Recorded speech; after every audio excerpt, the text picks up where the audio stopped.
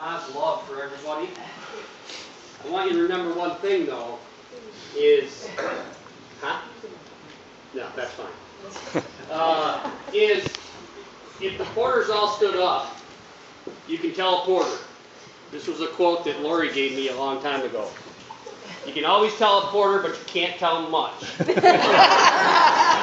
lost her determination to win an argument either, even though you can't tell a porter much. But let's keep celebrating. Oh, there you go. You can have the money. I have a funny story because my mother, yes, she was a saint, but she was fun. I will never forget. She was always my chaperone on every 4-H trip I went on. Most people wouldn't want their mother going. I always did because she would come up with the best pranks. And I'll never forget the Jefferson County Fair coming up with the prettiest tail award for some cows. And there was a lot of 4-H kids involved in this. I mean, we had to go home and take food dye and test it on our own cows first to make sure we could get it out. But that was all her idea. We had purple, pink, yellow, green cowtails for this one gentleman at the Jefferson County Fair and put up a beautiful award of the prettiest cowtail award, and that was all Mom.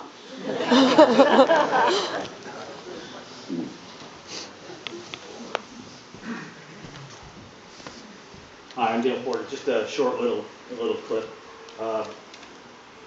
David was 17 years older than I, so when he and Judy got married, I was the ring bearer, and I don't know how old I was, 3 or 4 or whatever. So I did my job, but when I got done sitting in the crowd, all of a sudden I had realized that I know how to do this. So I was remembered and reminded of that quite often by Judy, that I was the best fucker around. Also, as I got older, I figured out that if you had a hammer and you walked down the barn and you took that and you just hit the glass in the middle of the window, it would make a really cool sound. So I went down the barn and I busted a whole bunch of windows.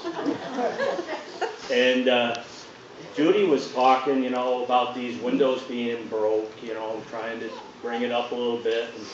And after a while, I go, I don't want to hear any more about that. So she reminded to me every now and then that I didn't want to hear any more about that. She was a great person. We loved her.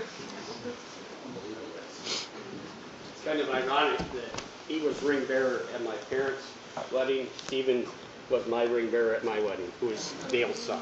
So, the family does run deep.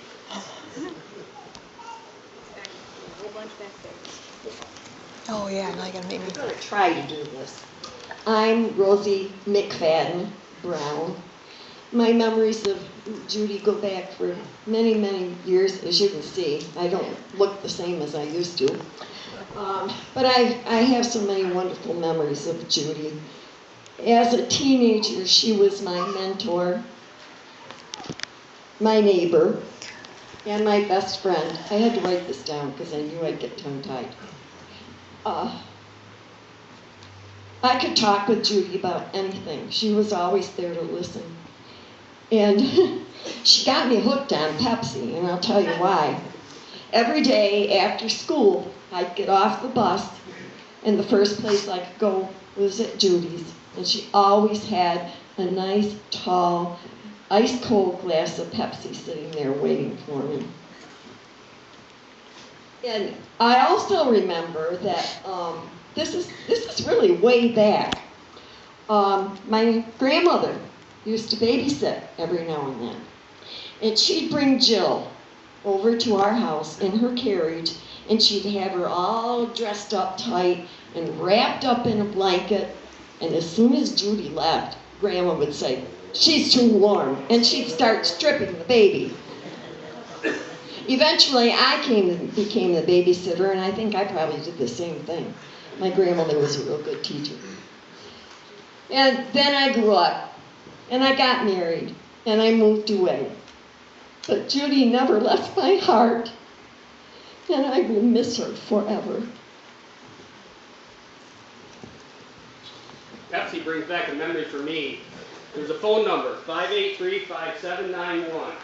That's the Collins phone number, that's the only place you can find mine. Because they are having Pepsi. And a And cigarette. cigarettes. And cigarettes, you're right. I'm Gary McIntosh. Oh, Judy was our neighbor for so many years.